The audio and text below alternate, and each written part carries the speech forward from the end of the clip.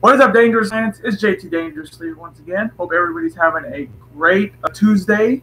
And I thought I'd get on, stream for you guys, and talk about tomorrow morning's matchups in Yokohama for the G1 Climax 28 B block matches. Now, with only Friday, Saturday, and then the finals being on Sunday, thought I'd get on, hang out with you guys, answer your guys' opinions.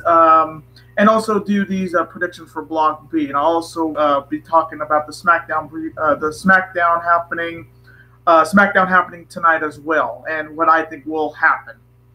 So I hope you guys do enjoy. If you're new to the stream, definitely hit that like button, show your support. And if you're not subscribed to the Dangerous Alliance yet, what are you waiting for? Super kick that subscribe button and become part of this bigger and dangerous alliance. Hope everybody is having a great day. Sparky, what is up? Lunatic Bro, what is up? Hope you guys are doing fine. And tomorrow is going to be it's definitely going to tell us who's going to make it to the finals of B block. I mean, you got matches like Juice versus Ishii. You got Tama Tonga versus Ibushi, which is a big matchup for Kota Ibushi for sure. You got Goto versus Zack Sabre Jr. You got Sonata versus Naito, the battle of the LIJ members, and Yano looking to upset the champion Kenny Omega. So let's start off with the first matchup featuring the reigning IWGP United States champion Juice Robinson facing off against the #1 contender for the IWGP Heavyweight Champion, the Stone Pitbull or the Stone Wall Tomohiro Ishii. Now with Juice Robinson, this has been a very rough G1. I mean, he's got multiple challenges for that IWGP United States Championship. He tapped out to Zack Sabre Jr., who said he will challenge Juice Robinson for the U.S. title at Fighting Style Unleashed in Long Beach. So that could be Juice's first title defense. So not going to be easy against the submission specialist. And this is not going to be easy either against Tomohiro Ishii, the Stone Pitbull, who beat Kenny Omega, ended his undefeated streak in the G1, and it also gave him also made him the #1 contender for the IWGP Heavyweight Championship. Only his second world title opportunity since 2016. So Ishii could be another victim, could be another challenge for Juice's United States title. So coming from me in this matchup, I'm gonna take. This one's tricky because again, the left hand of God, Juice's hand, is still broken, but he has said that it looks like it's healing. And Tomohiro Ishii said, "Use that hand on me. I'm daring you. Use that hand on me." And you already know Ishii takes a lot of punishment. So coming from me, I'm going to take the Stone Pitbull, Tomohiro Ishii, to defeat Juice Robinson. Before I go to the next match, a couple questions from Sparky. Do you think Sonata can be the new Shibata? Oh, I don't know. I mean, Shibata was very old school, like an old school. Well, call him the wrestler, very old school. I don't know if Sonata could be the new Shibata. I mean, I'm still hoping. I hope Shibata actually comes back and wrestles. I mean, I'm really hoping he comes back. But can Sonata do it? Yeah, if he has the right build, he can definitely be the next Sonata for sure. For sure, Sparky. I'm going to take Bro picking Ishii. Same here. I think Ishii's got to win that match after that war he had against Kenny Omega, and it just gives him another shot. If he doesn't win the IWGP Heavyweight title, he can still challenge for the U.S. title. So that definitely helps him in the long run. And now the next matchup, and this one is a big one. This one is a big one for one of these competitors. On one side, he is representing the Bullet Club OGs, the Bullet Club Firing Squad.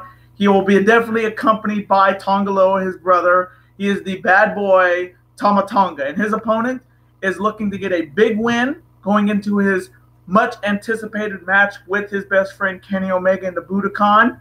And if you know his music, you know who I'm talking about.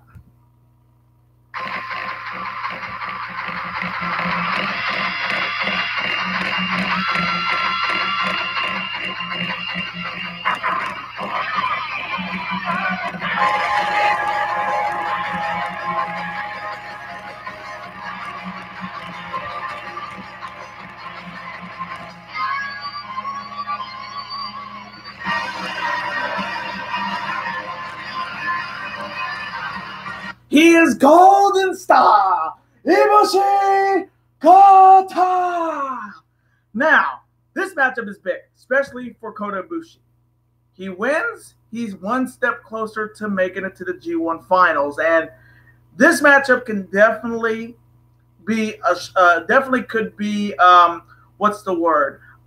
upset central. Because, again, you cannot underestimate Tama Tonga in this. Even though he's not really wrestling for wins, he can definitely play spoiler. And he can actually win a match. He did beat Ishii with a lot of interference. So you can't say, oh, he's going to get himself DQ. You never know. This Tama Tonga is very, very different.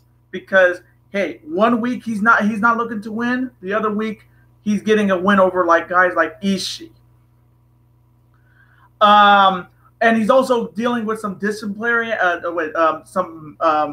some stuff in New Japan. He was choking a fan, which, again, I've never seen a wrestler do that in a long time.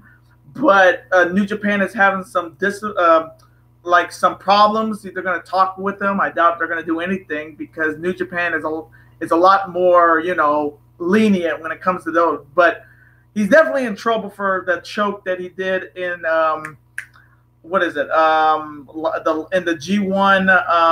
G1 tag, I think, with the Ishii and Elgin and Okada and Evil's block. So we don't know what kind of disciplinary actions they're going to be for Tama Tonga, but wouldn't it be crazy if Tama Tonga pulls off the upset and cost Ibushi a shot in the finals against his best friend Kenny Omega? Then, once again, you got Ibushi. He is, I think, he needs to win the next 2 matches to get to the G1 finals and looking to become, I think, maybe either the first or the second man to ever win the New Japan Cup, Best of the Super Juniors, and the G1 Climax. I think he would be the first to ever do that, for sure. So, coming from me in this matchup, oh, man, this one's tricky because I need a certain person to make it to the finals. So coming from me, I'm going to pull off the upset. This is one of my upset specials. I think Ibushi's coming off a win. Tama Tonga's coming off a DQ loss. So something's going to happen. Something is going to happen. So coming from me in this B-block matchup, I think upset city is going to happen. I'm going to take Tama Tonga to upset Kota Ibushi. And now, before I get to the match, I'll answer you guys' question. Kota Ibushi from the Lunatic Bro. Kota Ibushi either DQs or just a pinfall for me. Again, we could have said that about Ishii. But what happened between Ishii and Tama Tonga? Tama Tonga beat Ishii. So, yes, that could happen. But it will not be I can tell you right now, it's going to come down to a pinfall. And if Loa and Fale come out at the right time, they don't mess with the refs, but they kind of interfere, Tama Tonga can pull off a huge upset. Now from Sparky Nall, like Tama Tonga said, I picked the bad boy. I picked the bad boy Tama Tonga. Sparky, you're picking Tama Tonga to beat Ibushi. Yo, Sparky, my man, fist bump. I can't believe you're actually picking against Ibushi. I know Kane Gaiman is not going to like that, but I'm just thinking that something is going to happen. We've already had, 2 upsets in this B block already. Yano beating Ibushi and Ishii beating Omega. We need a couple more upsets in this block for sure. But I'm down. I'm sticking with Tama Tonga as well. Got no one from G-Funk 99. Big fan, bro. See you soon during the NFL season. Yes, cannot wait to do that. G-Funk 99. I cannot wait to do NFL predictions on the channel. I will be recording it the first weekend of September, which is going to be so much fun, and I cannot wait to see you guys, all my football fans out there on the channel. Can't wait to do those predictions for you guys, and it's going to be good to see you guys there for sure. Got no one from Sparky. After the Hangman upset, B block needs 1, 2, either Yano versus Omega or Tama Tonga versus Ibushi. Yeah, because the Hangman win was impressive. And I'm going to just say it right now. That's the biggest win of his very young career. For sure. But we need an upset. A block has had the most upsets in the G1.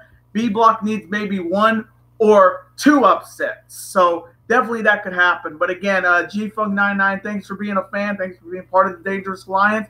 And yes, NFL predictions are going to be so much fun on the channel once again. College football predictions as well. So thank you for being along for the ride. And if you're a huge NFL fan like myself, definitely stay tuned for those NFL predictions on the channel in the month of September. So if you're a huge NFL fan like myself, being a Patriots and a Seahawks fan,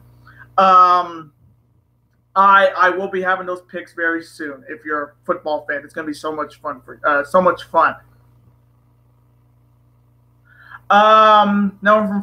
what's up, Philip? Good to see you back on the stream. Hey, I just wanted to see if you can do an all-in review. Well, I'm doing the all-in predictions the last week of August, and with my college football predictions. So 2 videos will be up on in 2 weeks for all-in, which the card looks pretty solid.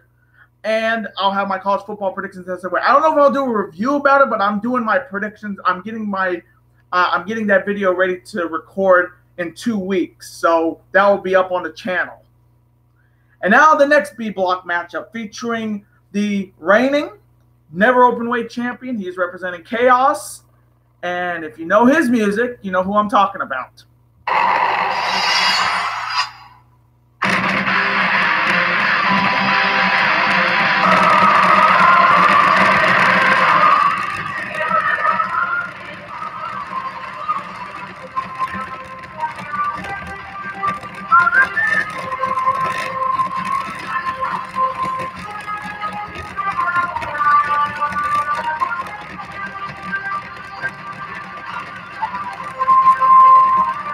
He is the Modern Warrior Hiroki Goto, and his opponent is the winner of the 2018 New Japan Cup.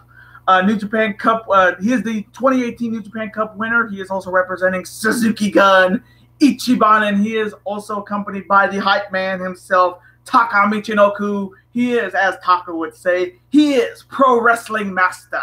He is ZSJ. And if you know his music, you know who I'm talking about.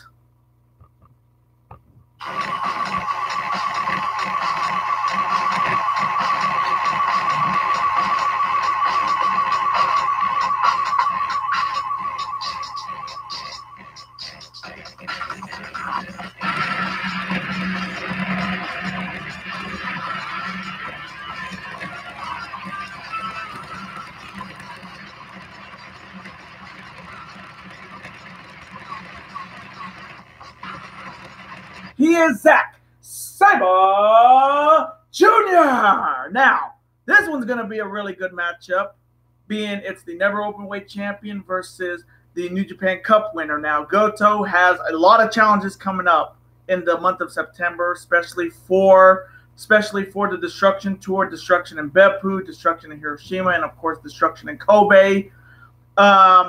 But Goto has had a challenge. He's gonna be challenged. He's been beaten by Kenny Omega, by Tomohiro Ishii, by Tetsuya Naito, and Kota Ibushi. So Goto is gonna have he's gonna have the same problem Juice Robinson is gonna be having in the fall when he has to defend the never openweight title. Then on the other side you have Zack Sabre Jr., who is coming off that big win over Juice Robinson, and like he said, he will challenge the U.S. champion at Fighting Style Unleashed in Long Beach in the last of September. And he also said in the backstage interview, if he beats Goto, he wants Goto at a destruction show. So this could be a big month in September for Zack Sabre Jr. And like Taka always says, when you go in the ring with him, it's either you get pinned or you just tap out. So, coming from me in this B block matchup, oh man, this one's tricky. I know these two met like a couple years ago. I think I'm taking a straight up guess on this, but I'm gonna go. As much as I like Zack Sabre Jr., I'm gonna go with the upset here. I'm going a lot of upsets in this block for sure. I'm gonna go with Hiroki Goto to defeat Zack Sabre Jr. Now, back to answering the questions. Coming from the Lunatic Bro, Goto's theme is great. So is Zack Sabre Jr.'s. There, those are maybe my favorite themes I'm adding to the channel when it comes to their matches, because Goto's is a really good one. He's like, what do you call it? Goto's theme is awesome. Zack Sabre Jr.'s theme is like very unique for sure. And he's also, and you're going, and Lunatic Bro is going with Zack Sabre Jr. So we're gonna have definitely. I've got Goto winning because I think Goto needs a bounce back win. Zack Sabre Jr.'s already got a U.S. title matchup. Does he want to get greedy? But we remember him holding like 3 belts on him. So yes, he can get greedy, but I think Goto is going to find a way to win that match. Now from Sparky, hope Naito doesn't get cocky again. Yeah, same here, because he got cocky against Ibushi, and that's what cost him. And that crowd definitely got into his head, like it's done since 2016. That Osaka crowd gets Naito more cocky, more big-headed, and it cost him big time against Ibushi. But hopefully he won't get cocky against his LIJ mate Sonata. Now from Sparky, that submission he used to tap Juice was so creepy. Yeah, he put him like in a crazy pretzel. I can't remember I forgot what Kevin Kelly called it. Like Zack Sabre Jr. called it something. I can't remember what the submission is called. I know he has napalm death and that pretzel crazy move he tapped out Juice with. I can't remember what the name of it is. Anybody remembers it? Put it in the chat box. But yeah, Zack Sabre Jr.'s submission game is top notch. Like, it's damn near impossible to get out of those submissions, other than it's either you're going to tap out or you're going to get to the ropes. But his submissions are just vicious and disgusting, but I love how innovative they are, for sure, Sparky. Another one from Philip. I pre-ordered the Wrestling World game, and Red Shoes is a savage. Yeah, Fire Pro Wrestling World. If you are a huge wrestling fan like myself, I wish I could play the game. I've only seen gameplays from other YouTubers, but Fire Pro Wrestling World is the best video game out there. No offense to 2K and WWE, but if you want to play a great wrestling game that you can customize everything on that game, you got to get Fire Pro Wrestling World on the Xbox One and the PlayStation 4. And Philip is also picking Goto for the win. So yes, fist bump for Philip Roberts for picking Goto. I thank God I'm not the only one. And then Lunatic Bro said Fire Pro Wrestling. So yeah, that's the game, Lunatic Bro. That's easily the best game. Now, if you are enjoying this video, do not forget to hit that like button. Show your support as always on the channel. And if you're new to the channel, what are you waiting for? Super kick that subscribe button and become part of this bigger, dangerous alliance. No one from the Lunatic Bro. I'm getting Fire Pro Wrestling over 2K19. Hey, I don't blame you. Like, 2K19 may have some great modes, but think about it. You can customize all your matches. You can put everything on that game, even down to the music. And even though it's a very arcade kind of game, it's actually awesome to play. And I've seen gameplay of it. It's amazing. 2K19 is just going to be a better looking 2K18 with a couple new stuff, but that's about it. Let's be honest. That's about it, folks. That's what 2K19 is going to be. Yes, they're going to add a new mode, yes, but they don't add anything like a story mode or a Road to WrestleMania like they've done in other wrestling games those other wrestling games are actually more talented than 2K. I mean, think about SmackDown vs. Raw 2011, 2010, 2009. Those SmackDown vs. Raw games were good because they actually had game modes and story-based stuff. 2K games have, like, of course, 2K Showcase 2015, 2016. Then after 2016, they just stopped and just went to regular matches. And sometimes that's really boring. Fire Pro Wrestling, you can customize anything on that game. If I read it right, you can customize everything. So I can't say. And SmackDown Here Comes the Pain. Yeah, Sparky, that is easily the best wrestling game out there.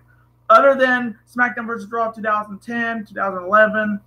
SmackDown 2010, 2011. I don't know if they even do the SmackDown versus Raw 2011, but they went. But SmackDown Here Comes the Pain is gonna be, what do you call it? SmackDown Here Comes the Pain is easily one of my favorite wrestling games in the world because I played that game and that actually had a story mode too that was actually interesting. 2K, they better start listening to the fans.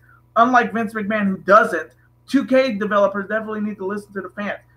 People want story modes. People want like a road to WrestleMania. They want to have control. Like they want to have something they could play and not get bored. Because it seems like every time I watch a My Career from somebody, like Dank Ops or Pulse, like it's the same shit. It's the same shit. It's not changing. You're almost like you're facing the same person every week. But yeah, you have not got, if you're a huge wrestling fan like myself and you have an Xbox One or a PlayStation 4 and you're a wrestling fan, get Fire Pro Wrestling World if you're a true wrestling fan. And now back to the B Block previews with the next match, and this is the one a lot of people have been waiting for. This is the one I've been waiting for. It's the Battle of the LIJ members. On one side, looking to deny Naito a shot in the finals. He is the Master of the Skull, and he is Cold Skull Sanada. And his opponent is the leader of Los Ingobernables de Japón, and he is definitely looking for a miracle to get to the G1 finals for the second consecutive year and win and go back to back. And if you know his music, you know who I'm talking about.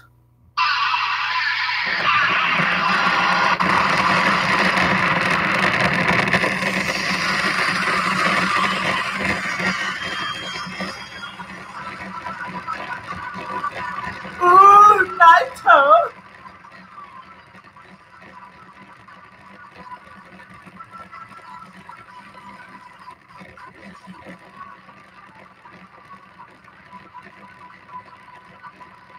He is Naito Tetsuya! Now, this match is definitely important for Tetsuya Naito. He needs a lot of help. I think he needs a miracle to make it back to the finals for the second consecutive year. I think he needs Ibushi to lose, and he needs the champion to lose again. And then in the Budokan, he needs to win his last match, which is Zack Sabre Jr. Not an easy task. And then he has to hope Ibushi and Omega draw. So he is this is definitely the biggest obstacle right now in Naito's G1. He needs other people to help him win this block. But this one's going to be good. I know as soon as we heard about this match in the G1 announcements, a lot of people were clamoring. This is the match a lot of people have been waiting for in this Yokohama show. And I think Sonata can give Naito a run for his money. I don't think these are the first time these two have met one-on-one. So, and you saw their little thing in that tag team match. Naito put up the fist, Sonata put up the fist, and then Naito tried to get a one-up on Sonata, which Sonata found a way to get out of it. And, you know, Tranquilo Naito just being tranquilo as always. So, coming from me in this matchup with a lot at stake for Tetsuya Naito. Oh man, this one's tough. Like, I need Naito to get to the finals because I want to have a winning record in the G1. I know last year was not my best year, and I want to definitely rebound, and I need Naito and I need Okada to make it to the finals to be guaranteed a winning record. So coming from me, this one's going to be a good one. This one's going to be a really, really good one. I'm going to take Tetsuya Naito to defeat Sonata. Now back to the chat. Answer some of your guys's. From the Lunatic Pro, Fire Pro Wrestling is going to have a GM mode type of mode for their first DLC. Well, there you go. There you go. SmackDown versus Raw had a GM mode. 2K doesn't even have a GM mode. Fire Pro Wrestling is the best wrestling game that's going to be coming out. I'm sorry. Their DLC is even better than any 2K DLC. I mean, there's the proof right there. They're going to have a GM mode. You can book however you want. And that's what makes Fire Pro Wrestling a great game. And I'm just saying that, and I've never even played the game. I've seen gameplay of it. It's just fun. Just fun to watch. Now from Philip Roberts, yes, Sparky SmackDown Here Comes the Pain was a good game. I still say it's the greatest wrestling game in like console history when it comes to wrestling. SmackDown Here Comes the Pain was good, and I mean, and they made like Brock Lesnar completely OP. They made him completely OP as well as Goldberg, which was fun to use. Fun to use both those guys. But SmackDown vs. Raw, easily for me, is the greatest wrestling game on a console. Like, no offense to any of the other SmackDown vs. Raw games, but SmackDown Here Comes the Pain is the shit. Another one from Sparky, Balor versus Corbin announced for SummerSlam. Yeah, I heard. I will talk about what I think is going to happen at SummerSlam next week. Being I'll have my SummerSlam predictions, but I'll talk about some of the newest matches that they have announced. But I just do not care. I hate to even say that this SummerSlam card is shit. It is shit. Another one from the Lunatic Bro. Bold prediction for me. He's got Sonata. Wow. You got Sonata denying the leader of Los Ingobernables del pulling a shot at the finals. Wow. That could actually be another amazing upset. That happens, because if Sonata denies Naito of another G1, could that mean there could be a rift in LIJ if Sonata denied their leader a shot at the IWGP Heavyweight title? I mean, there's a lot of story going into that match tomorrow morning for sure. Another one from Sparky Lunatic. That's so bold. I mean, it's pretty ballsy, but again, don't be surprised. I would not be surprised Sonata beats Naito, but I just think Naito's got the better. Better shot at this, because if Naito's out, it would make if the B block would be good, but you want to make it competitive. Look what A block is. I mean, look at how many scenarios there is for A block, especially on Friday with Okada and Tanahashi. That if one match could absolutely make that match almost useless for the Rainmaker, and that's the evil Switchblade Jay White match. So B block has a very tight race. A block has a tight race. B block needs to get a little bit more tighter going into the final day of the block. Another one from Philip Roberts. Really, Vince only likes big sweaty guys. Yeah, and guys who would suck his dick. So that's kind of the parameters of Vince McMahon's booking. If you're not sucking his dick, you're not getting over, and you're not going to get multiple title shots. I mean, look what happened on Raw on Monday. You had Roman Reigns win over Constable Corbin, and then they almost made Roman Reigns Seth Rollins' tag team partner. I'm telling you, and I said this on Twitter. Roman Reigns is the cowbell of the WWE. We may want it, but we really don't want it. If you get with the whole "we need more cowbell" thing from the Saturday Night Live shtick with the Blue Oyster Cult, Fear the Reapers, and with Christopher Walken saying we need more cowbell. I mean, I got a fever, and the antidote is more cowbell. That's what it feels like every time with Roman Reigns. Yes, we get Roman Reigns in the first matchup, but we don't want to see Roman Reigns in the rest of the show. That's it. That is it. That is it. That is it. But they continue to drive and push Roman Reigns more down our throats until we're just choking on it. No, from Sparky, you know what I'm going to say. Naito with a Destino. And you know Kevin Kelly's going to be hit. I'll tell you right now, Naito will win with at least 2 Destinos. If he only hits 1, he's not winning. He has to hit 2 to win that match, because it seems like when it comes to that finisher, he never wins it with 1. He's got to win it either with 2 or 3. But I'm just going to say he's going to beat Sonata with 2 Destinos for sure. Now from Lunatic Bro, I don't know why Kevin Kelly has to have the O until the pin. I mean, I like it. I mean, I like when Kevin Kelly does it. I mean, the same thing he does with the one-winged angels, like one-winged angel, like angel, like that. He does the same thing with, I think he does the same thing with Kenny Omega, or Don Callis does it better.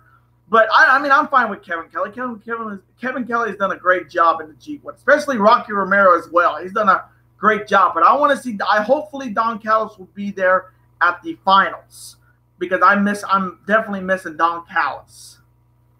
Now from Sparky to make emphasis. Yeah, that's the only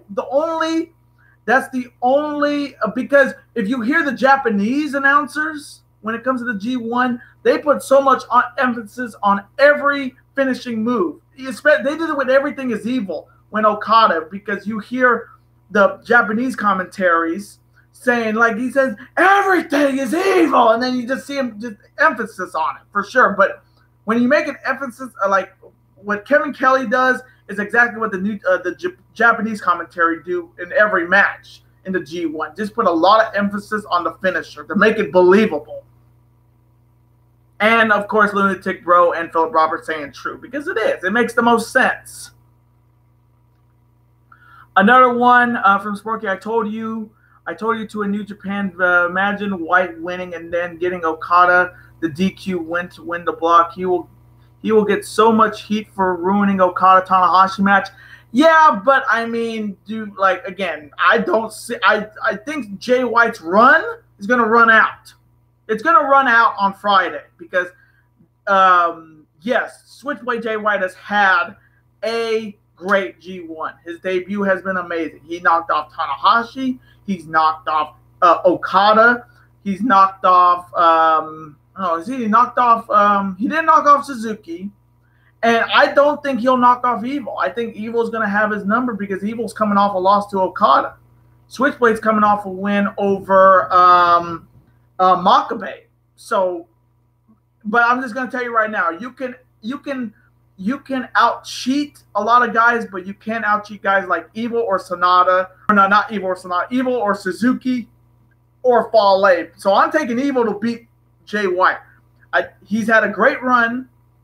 And again, I wouldn't be surprised, Sparky, that he wins this block.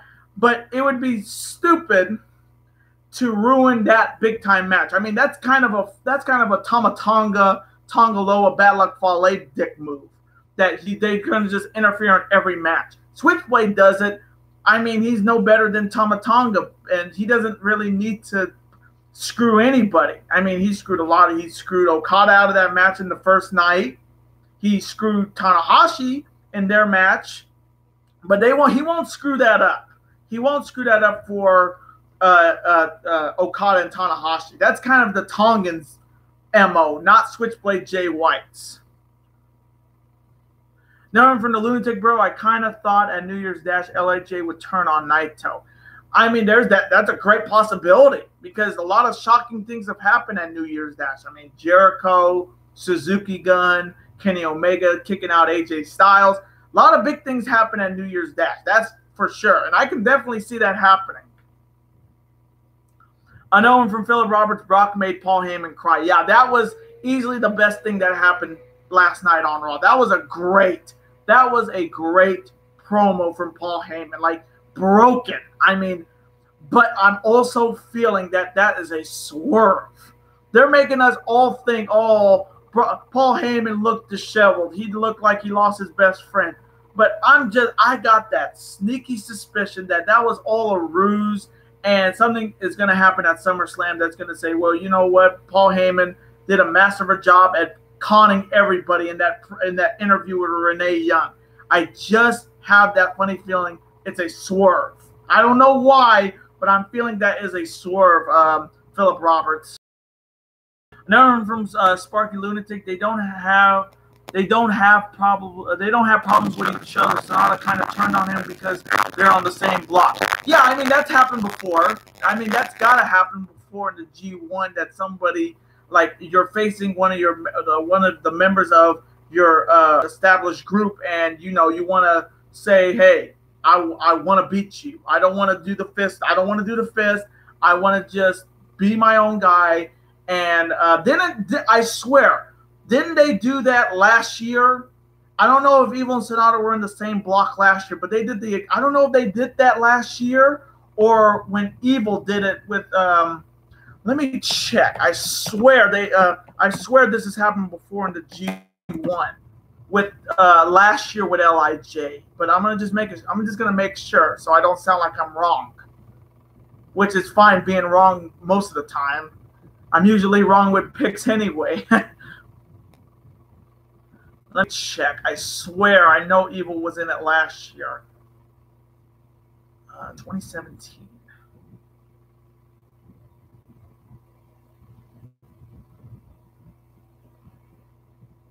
No, it didn't happen last year. Okay, so it didn't happen last year. So yeah, this is kind of first. But yeah, I can definitely see it happen. I can definitely see it happen. But yeah, that's gonna be a great match tomorrow. That is for sure. Number from Sparky, broken Paul Heyman, wonderful. Yeah, if you did not see that interview, you definitely got to go see it because it was a really good promo from Paul Heyman. But again, Sparky, I'm telling you, something is going to happen. I think that his eyes were bloodshot. He looked like he got beat the hell up by Brock Lesnar. He looked like he hadn't shaved in a couple days. I'm telling you, I have that sneaky suspicion that we're gonna get jebaited here. Because yeah, that happened, but I mean, Paul Heyman's been with Brock Lesnar for years. For years. You really think that one beatdown, one lapse of judgment from Brock Lesnar is going to say, "Oh, now Brock Lesnar and Paul Heyman are now not advocate and wrestler"? I'm telling you, I'm feeling it's a swerve. I'm telling you, I'm feeling it. It's got to be a swerve.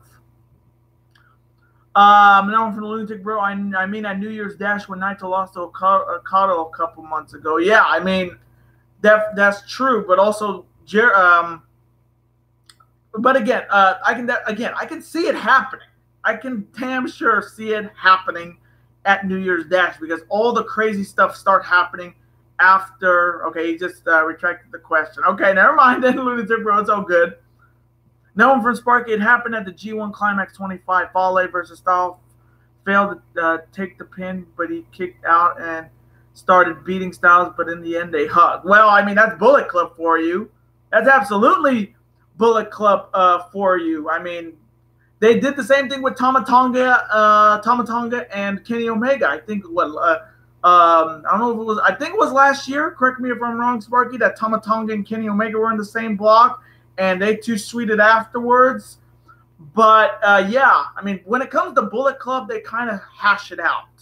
Styles and Fale makes sense. Tama Tonga and Kenny Omega last year made sense. We're going to see if that whole, hey, teamwork makes a dream work when it comes to LIJ. Let's see if it's going to happen. For even if it's for 2 points, you beat the leader of your own group in a G1 Climax and it cost them. There's going to be some ramifications for sure. Now from Philip Roberts, I agree with you on the Brock making Heyman cry is a ruse, and he's going to go to Brock. Yeah, I got that sneaky suspicion he is not going to lose this belt. I'm telling you, I got that funny feeling ever since I saw that promo, and I was watching. I was saying, you really think fans are going to buy this because you're crying, you got bloodshot eyes, you haven't shaved, and you sound like you lost your best friend? This is a complete ruse. McMahon is debating us again. Oh yeah, he's got the WWE by Vince's balls, but really, like, I'm sorry, I got that feeling. I got that feeling that he's going to sign another short-term contract. We're going to have to deal with Brock Lesnar as the Universal Champion for a while, and honestly, Whoever wins the Money in the Bank briefcase at SummerSlam, I got a funny feeling they're going to lose because Braun Strowman really doesn't need it. Braun Strowman does not need that briefcase. And if he does cash in on Roman Reigns, do we really want to see Roman versus Braun again? And I don't think they're going to do it to Brock Lesnar at SummerSlam because if they already did it once, they're not going to do it twice to him. I still think it's going to happen on the night after SummerSlam because we have never seen a cash in after a SummerSlam. We've seen it after a WrestleMania, but we have not seen it at a SummerSlam. So I can see it. I can see a cash in happening on the Monday after. But I'm telling you, I have that funny feeling. If Braun beats Kevin, Kevin is going to screw Braun. If Kevin beats Braun, Braun's going to screw Kevin. So if there's a no-win situation here, there's no win in this Money in the Bank briefcase because if Brock retains, which I am really torn. I'm really thinking about going with Brock Lesnar as to be safe, because if Roman wins, he'll just get booed out of the building. They won't McMahon won't turn him heel. Nothing will happen. So that's what I think. Philip Roberts. Now from Sparky, I can only see Sonata leaving, not turning. Yeah, maybe I could see that. I mean, we could say the same thing about Evil. Evil can go by him. He can go, but I can definitely see Evil and Sonata going. Definitely Evil. Evil can go without being in LIJ, but he's kind of cool in LIJ. Sonata is just the wild card. I mean, he was just there to give Naito the IWGP title at Invasion Attack. That's like just like, and now with him talking, he used to never talk. Now he's talking. He's definitely going. I got a good feeling he's definitely going. Another one from Sparky. Now I see Heyman staying with WWE and having a new client. Well, coming from me, if he ever had a new client, it would be Ronda Rousey. Because Ronda Rousey is going to be the next Brock Lesnar in that company. Because when she wins the women's title, you really think she's going to be defending it every Monday night? You think she's going to be on every Monday on Raw? You think she's going to be at she's going to be at every pay-per-view, but I'm not believing she's going to be on Raw every week. She'll be the female version of Brock Lesnar. She'll defend the title every month, show up on Raw, not wrestle, and just be in the corner of her best friend or anything like that. So if anybody could be Paul Heyman's new advocate, I would say it's either Ronda Rousey or Roman Reigns if they turn him heel. That's about it. Another one from Lunatic Bro. It sucks Romu's going to be gone for a year. And yeah, I wanted to talk about this. If you have not heard, Hiromu Takahashi is done. He's got a broken neck. But the good thing is there was no nerve damage, but he's going to be out, 9 to 12 months or 6 to 9 months. But that's a huge blow. That is an absolutely huge blow to the IWGP junior heavyweight title. I mean, Hiromu just won the belt back. He won the best of the Super Juniors, and then that freak accident against Dragon Lee in San Francisco, it's just heartbreaking for Hiromu. And I'm starting to think, let me know, who do you guys think will be the next IWGP junior heavyweight champion? Because you already know they're going to have to strip him. They're going to have to strip him of the junior title. There could be a tournament at Destruction. Maybe it culminates in Kobe, or it culminates in Long Beach at Fighting Style Unleashed. But I can say right now, there's maybe four guys I think could be the next junior heavyweight champion. Will Ospreay, Marty Scurll, Kushida, and Bone Soldier Taiji Ishimori. But my number one pick to win the junior title, it's going to be definitely Ishimori. Bullet Club's Fireman Squad needs a champion, and Ishimori did make it to the finals against Hiromu. He did lose, but honestly, he is the only option. But let me know who you guys think deserves to be the next and 82nd IWGP Junior Heavyweight Champion.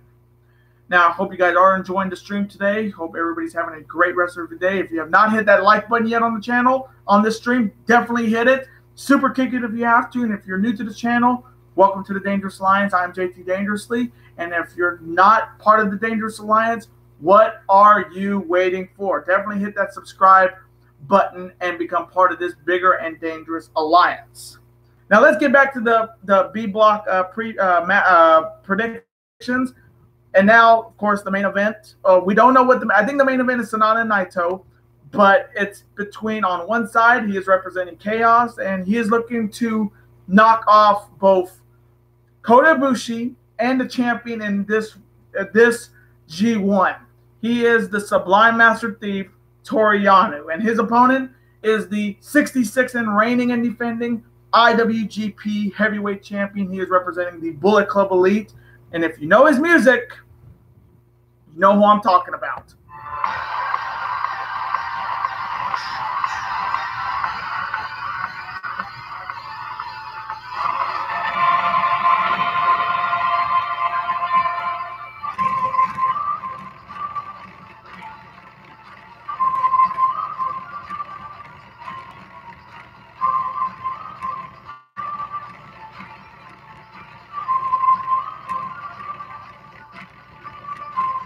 He is the best bout machine, Kenny Omega. Now, this matchup is important for sure because if Kenny Omega wins, it would eliminate Tetsuya Naito and almost guarantee Kenny Omega a spot in the G1 finals for the third consecutive year, which nobody's ever done in history. But starting off with Yano, who's coming off that loss to Sonata, and really he didn't really do a lot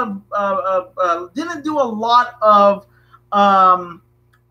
big time moves. He only went for the turnbuckle, and then he got caught in the Paradise Lock on the guardrail and taped to the post. So really, Yano really hasn't done a lot in this G1 other than have pretty solid matches against Ishii, a pretty solid match against Ibushi, even though he went back to his cheating ways, and an even better matchup against Zack Sabre Jr.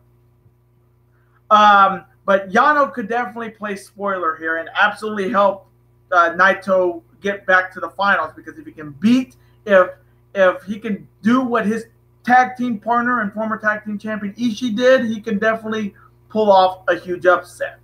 Then you have the reigning champ Kenny Omega, who's coming off that loss after that classic against Tomohiro Ishii, in which you saw the lip. His lip was like Rocky said, it looked like it exploded, and his pretty good looks are now almost gone. Now his GQ model looks are kind of disfigured with the stitches on his lip, but. Kenny Omega just needs one win. He just needs one win to knock off Naito, and then he has to beat his best friend in the building that they have never met. In the building that they met 6 years ago in the Budokan, and beat Ibushi and make it to his third consecutive G1 climax. So coming from me in this final matchup in Block B. Oh man, can Yano upset Kenny Omega?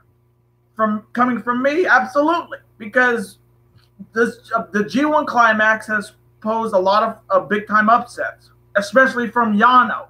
If you guys have been watching the G1, Yano has had some big-time wins in the G1 over, like, amazing talent. I know he beat Suzuki. He's beaten Shinsuke in the G1 before. So saying he doesn't have a chance is kind of it's kind of missing the point. Yano can get wins out of anywhere, and they're pretty quick. So coming from me in this matchup, this one's tricky. As much I love Kenny Omega, coming from me, he's the greatest IWGP champion New Japan has had. And this is only his first title reign, and I'm saying that because he is. He is the best bout machine. But coming from me in this matchup, like I said, I don't think he needs to make it to the finals. I really do not think he needs to make it to the finals. If he were like, I just don't see it. So coming from me in this matchup, another upset pick I'm going with. I know I'm going to get this one wrong, but I have to go for broke. I got to be ballsy. I mean, I picked Tama Tonga over Ibushi. I picked Goto over Zack Sabre Jr. I got two upsets in this block this night already. So let's make it three. I'm going to go with Toru Yano to upset Kenny Omega. Now back to the answering you guys' chats. Number from Sparky tonight on SmackDown. Tonight on SmackDown happens what I have been told you. Asuka versus I heard about that and it's bullshit. So they're gonna make it a 4-way match for the women's title at SummerSlam, which again screws Becky. Almost guarantees that they're gonna maybe give it back to Charlotte again. And Asuka's just there for the sake of being there, and Carmella's going to be the one that's eating the pin. But I'm going to just say right now, it's bullshit. If it's a 4-way matchup, you now make Becky's chances less than 25% of winning that match, which is now an impossibility, almost now slim to none. And you just want to put names that people know. Charlotte, who hasn't won a match since WrestleMania on pay-per-view. And then you have Asuka, who hasn't won a singles match or the title or a matchup at a pay-per-view since the Royal Rumble. You put them in who don't even – I'm going to say right now, Charlotte does not deserve to be in that match. Asuka does not deserve to be in that match. It should be one-on-one. Becky's been the hottest woman on SmackDown after Money in the Bank. She's the #1 contender. It should have been one-on-one. But I guess they want to put more big names in that matchup and make it even more prestigious with 4 women. But another one from Sparky, but 2 straight men failing to cash in. I mean, it's not like the first time we've seen it in Money in the Bank history. And again, I can see it happening because with that whole Heyman promo, oh, he lost his best friend. I'm not the same without my advocate. It's a ruse. I'm telling you, anybody who believes that Brock Lesnar was not Paul Heyman's friend is going to get hooked, line, and sinker. You're all going to be made fools of. I'm going to use the old "it's me Austin" thing. It's Paul Heyman. It was me all along. Each and every one of you were made fools of it. I'm telling you right now, I would not be surprised if cash-in does not work, because if Braun wins, Kevin is going to find any way he chance to screw Braun out of that match, because again, Braun does not need the briefcase. He's going to win the title sooner rather than later. On the other side, Kevin Owens definitely needs the briefcase, but he's not really doing anything. I mean, you saw it on Raw doing the whole Kevin Owens thing with Jinder Mahal. Like, he doesn't need it, even though he's rightfully deserving of the Universal title ever since Fastlane when he had to job to Goldberg. He still hasn't got his rematch since 2016. So it's either one, somebody's gonna cash in at SummerSlam or the night after, or somebody's gonna cash in on Brock after SummerSlam and fail. Now from the Lunatic Bro, I wonder if there's going to be a tournament for the championship. I would think the junior heavyweight, it has to be, because it's either gonna start in September during the Destruction Tour, or it's gonna end at Kobe, or it's gonna go into maybe Power Struggle in November. But there's gonna be, let's see, I would say they should do what they did they had how many people in the Best of the Super Juniors? They should have everybody who was in the Best of the Super Juniors in just a tournament.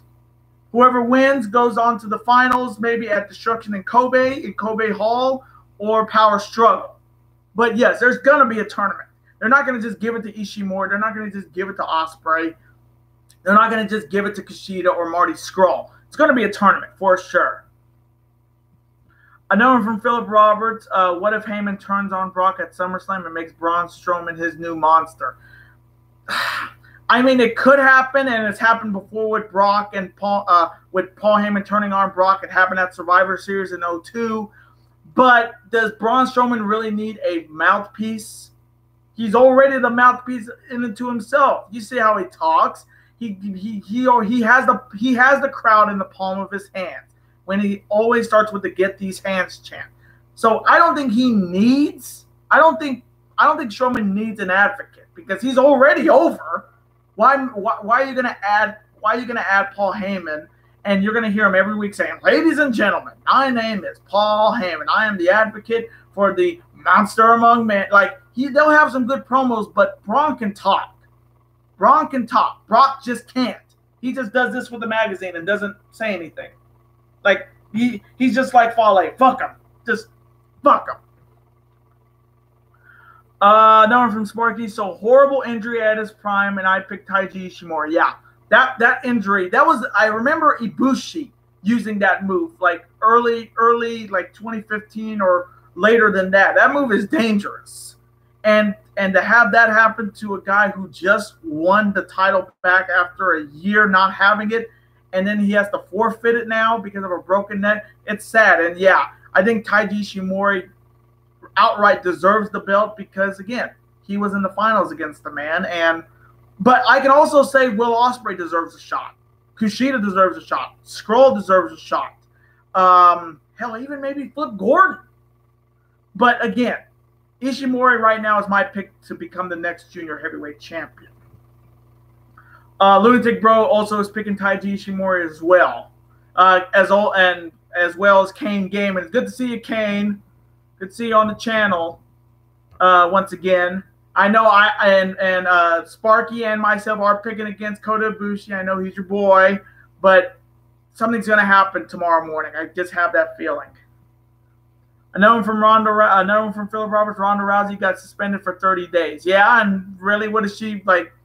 I think they did that because they wanted her to get a little bit more training in and get her off television. And well, we saw what happened on Monday Night Raw. She just flipped Alicia Fox like no other. And I'll just say right now, she better put a full-on armbar on Alexa Bliss.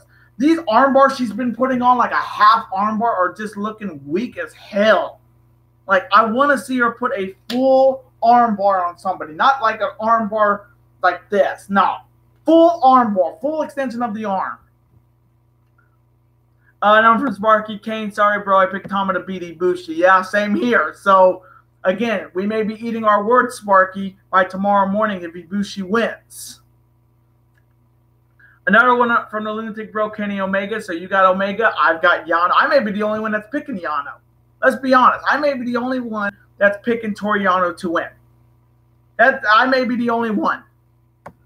Another from Sparky, that Kenny Omega promo on Yano was fire. Yeah. Anytime you put Kenny Omega's on the mic, he always brings out fire in those promos, just like Juice.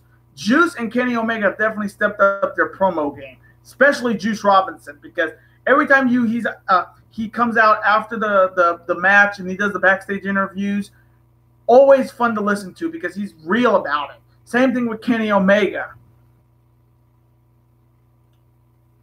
Another one from Philip Roberts, the cleaner Kenny Omega. So that's what, two for Omega, none for Yano other than myself. So another one from Sparky, Yano beating Omega isn't an upset. It's the upset of the upset. Yeah.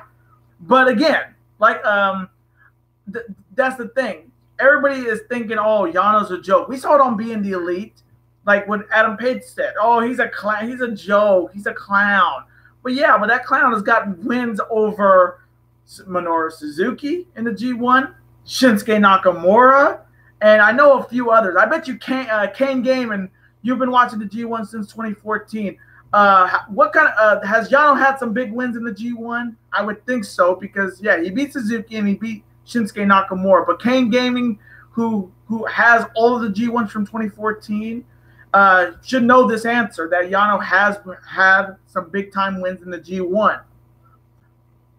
But my picks are the same. So okay, yeah.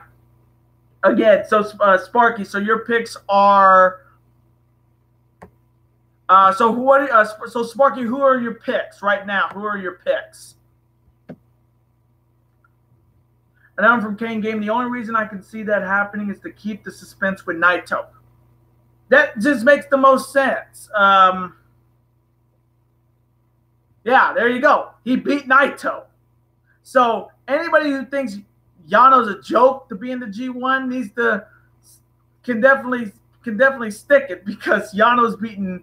Right there, Kane just said it. Yano beat Naito.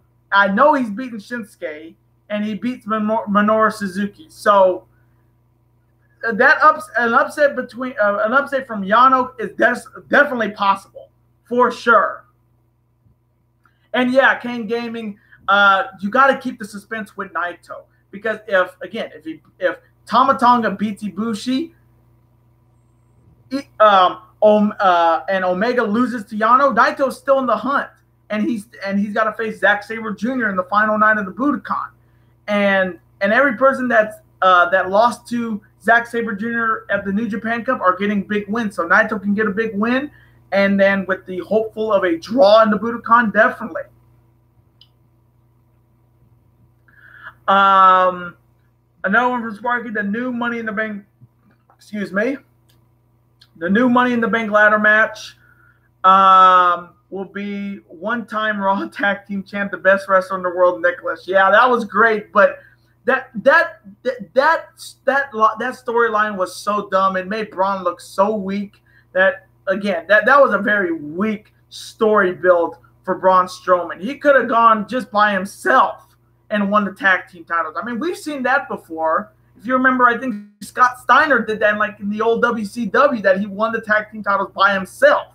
So, I mean, you could have made Braun even more of a monster to win the tag team titles against the Bar, but you had to add a kid. Yes, the Nicholas thing was good. And if you did not know, that was John Cone's kid. Referee John Cone in the WWE, that was his son. that was his son. So what do you call it? It could definitely happen. It can definitely happen. But again, that Braun Strowman Nicholas thing was just it definitely nearly blew Strowman's build for sure. That definitely almost killed Strowman's build. Now, if you guys are enjoying this stream today, thank you guys for enjoying the stream as always. And if you have not hit that like button, definitely super kick, or as Kane would say, Kamigoy, that like button. If you're new to the channel, welcome to the Dangerous Alliance. And if you're not subscribed to the channel yet, what are you waiting for? Super kick that subscribe button, become part of this bigger and dangerous alliance. Now from Sparky. Also, what did I tell you about? What did I tell you? Omega wanted his book, and Hangman wanted to choke him. That's true, but that's true. And he ain't and Hangman ain't afraid to choke a man and put him to death. We all know the whole Joey Ryan, the famous Dick Wrestlers storyline they've been going with, but he ain't getting that book back. Hangman would choke a bitch to keep that book for sure, even if it's Kenny Omega. And then the part was funny was what Yujiro was saying, like, shut the fuck up. Like, that was just hilarious. I just like Yujiro in it, and Chase on the cameras. And you remember Chase. I would choke somebody just like, that was great. Being the Elite this week was great. If you have not watched it, definitely go watch it. Another from Kane Game. I remember Yano beat Naito in 2013, and Naito won his first G1. Again, there's another victory on Naito's resume. A lot of people think he's a joke, but he's had some pretty fun matches to watch this year. I mean, the Zack Sabre Jr. match was good. The Yano match was good. I think the Juice Robinson match was also good if you think about it. But again, do not underestimate Yano tomorrow morning for sure. Okay, so Sparky's picks are Tama Tonga to beat Kota Ibushi. Sorry, Kane. Ishii to defeat Juice. Yano to defeat Kenny Omega, which, again, thank you for being the only guy in this chat that actually thinks Yano can beat Omega. Naito to beat Sonata, and Goto to upset Zack Sabre Jr. I like your picks, Sparky, for sure. And my picks are, of course, Ishii to defeat Juice, Tama to defeat Ibushi. Sorry, Kane. Goto to upset Zack Sabre Jr., Yano to upset Kenny Omega, and Naito to defeat Sonata. Another from Sparky, also JT on Friday, we collide. Tanahashi versus Okada. Sparky, if you want me to do those predictions in this video, I can definitely do them. I have no problem talking about Friday's matchups as well, because this weekend's going to be a little bit busy, so I don't know if I'm going to be on for to preview Friday's matchups. But you guys want to hear who I'm picking to win on Friday in the Budokan in A Block? Let me know in the chat box for sure. Now I'm from Philip Roberts. Jay White finally got his chair, but did you see something? He didn't even sit in it. Done. He is the best thing in New Japan right now. He asked for sure. He wanted that fucking chair, and when he got the chair, he didn't even sit in it. Done. God, Jay White is. He asked for a chair, and he didn't even sit on it once, which was great. Another one from Sparky. Omega is my favorite wrestler, and it hurts me to say my picks is Yano winning Omega. Yeah, again, any Kenny Omega fan would just if that actually happened, they would go into a seizure and die. But again, I'm sticking with Yano because I need Naito in the finals. If I want to have a winning record this year in the G1, I need the finals to be Naito versus Okada. And again, there's a chance that may not happen, but I have to take the risk. And if you've been watching, if you've been keeping up with my Twitter ones, my record so far in the G1 is not too bad in the individual matches. Let me tell you what my record is so far. Through 16 weeks, I am 43-33. So I have a winning record, and I just thought because of the last three days of the tournament, I gotta have a upset block. And I think tomorrow morning's matchups in Yokohama are going to be an upset city block. So, and once again, if you have not followed me on Twitter yet, definitely follow me at Red Sox Dominance. I definitely watch a lot of. I do a lot of tweets, a lot of replies from what happened on Raw and SmackDown, my opinions. But again, if you have not followed me on Twitter yet, definitely follow me at Red Sox Dominance. Now from Sparky Okada.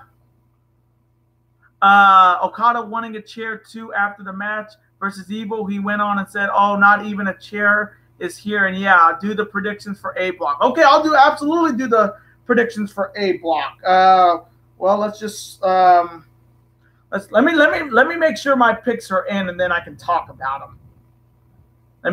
Okay, just give me 1 second, guys. I'm gonna make sure I'm gonna write down my picks for Friday's A Block matches. Let me get the music for most of them. Hopefully, most of them. Budokan. All right. We already know Tanahashi and Okada.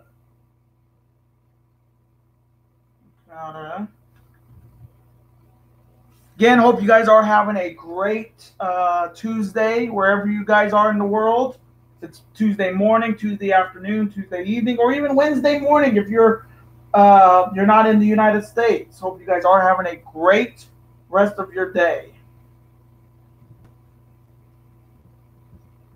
Elgin. Switchblade.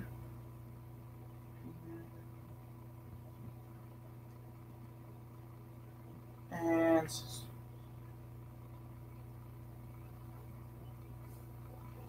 okay.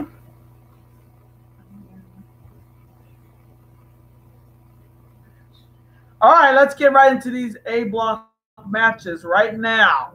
So let's start off with the first match. It's between the Unchained Gorilla, Togi Makabe, versus the man, the former never openweight champion. And if you know his music, you know who I'm talking about.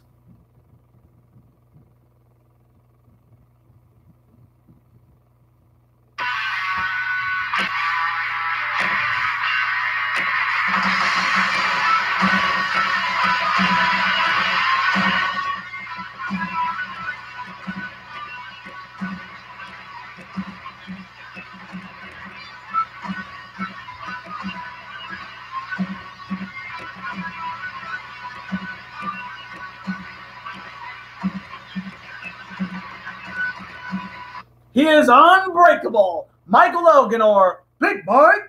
Now, these two have already officially been eliminated from Block A, but this is a big match because Makabe is just coming off his loss to Switchblade Jay White. Elgin's coming off maybe his best match of the G1 other than Kazuchika Okada against Tanahashi. But I'm going to say this right now. If anybody saw that match against Tanahashi and Elgin, Tanahashi was dead to rights. He was about to lose that match against Michael Elgin. Agree to disagree, but he was going to lose that match if he didn't reverse that Elgin bomb and then Elgin just let him get pinned. He let himself get pinned by Tanahashi. I don't know if anybody saw that, but Elgin could have just picked him up and hit him with the Elgin bomb. But what did he do? Tanahashi reversed it, and then he got pinned. When I saw that, I was thinking to myself, like, are you kidding me, Elgin? You just laid down for Tanahashi. I get that you guys are former tag team partners, but you had him beat. If he just picked Tanahashi up and Elgin bombed him, buckle bomb, Elgin bomb, 1, 2, 3. He was gonna beat him, but for some reason, it was a great counter, very odd finish, but Elgin had that match dead to rights. You can agree or disagree with me on that. But he had Tanahashi dead to rights. And he did that with a partially torn bicep. So that's saying a lot that he nearly had the ace in that match with a partially torn bicep. So coming from me in this A Block matchup, I'm going to go with Michael Elgin. I think Michael Elgin's going to get a rebound win. He knows he had Tanahashi. He had him on night 15 for sure. So coming from me in this A Block matchup, I am taking Michael Elgin to defeat Makabe Togi. Before I go to the next match, I'm going to answer you guys' chat. Kane Gaiman, just like it hurts me to say Ibushi lost to Yano. Yeah. And I know Ibushi didn't like losing to Yano too. If I remember his backstage interview, it was kind of embarrassing for him to lose because and we already know Yano's gonna throw that fair play stuff out the window. I'll just say it right now. Before that match starts, don't be surprised he goes after a turnbuckle. He gets the tape because Omega and Yano's match last year was maybe the most entertaining match. I know a lot of those purists that did not like that match. They thought it was a joke. That match last year with Omega and Yano was hilarious and fun to watch. That made me love wrestling even more, that they can do all those kind of taping the hands and taping the feet and still wrestle. That's what made that match entertaining. That's going to be definitely, that match is going to be amazing tomorrow for sure. Philip Roberts, yeah, that's Ibushi losing to Yano. I know Kane Gaiman, I know you haven't got a lot of sleep after that happened. I just bet, Kane, that you haven't had a wink of sleep after that happened to your boy Kota Ibushi. Now from Sparky, if Omega loses to Yano, Hangman will die from the laughs. Well, I mean, yeah, and it would be kind of it could be kind of embarrassing to say that, hey, Kenny Omega, you lost to Yano. But again, he's just coming off that war with Ishii. If he loses to Yano, I can absolutely understand him losing to Yano because Yano in his matches has not really gone farther than maybe 10, 15 minutes. Omega's been going in B block matches like 20, 25 plus minutes. So, and Yano really doesn't do a lot of damage. He does all the jokes. He doesn't do a lot of damage. He does the roll-ups and the shenanigans, but he really hasn't taken a lot of damage in B block. Omega's taken a hell of a lot of damage, and he's got a busted lip, and he's got a fractured heel.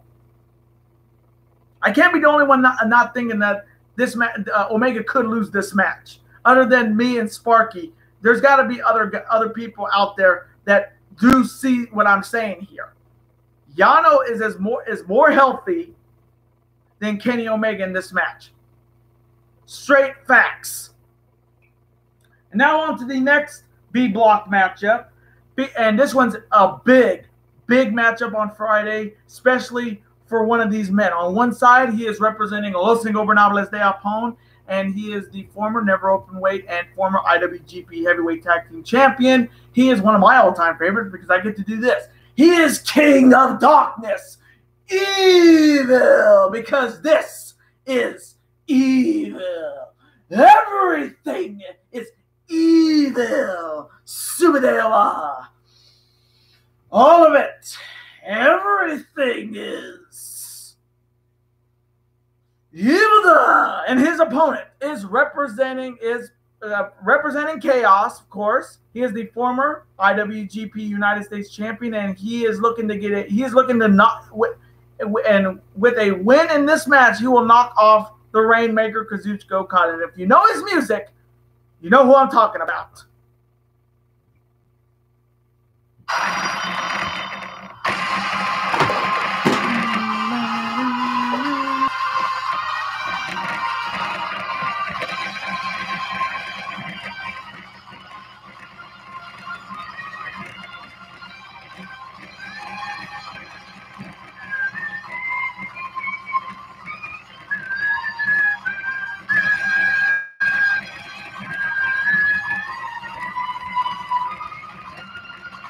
He is Switchblade Jay White. Now, this matchup is huge for Jay White. If he wins, he will eliminate Okada from the G1, and he would need a little bit of help to make it to his first G1 finals. But Switchblade is having one hell of a run in the G1 in his debut. Cannot deny that he has earned every victory by hook or by crook, but he has got it done. He has got it done in every match, and he can say something that a lot of people haven't done yet. He has beaten Kenny Omega. He has beaten Kazuchika Okada and Tanahashi in 1 year since his return from excursion in Ring of Honor. You cannot deny that he is having his biggest year this year. And I know he's going to be in a race for another title very, very soon.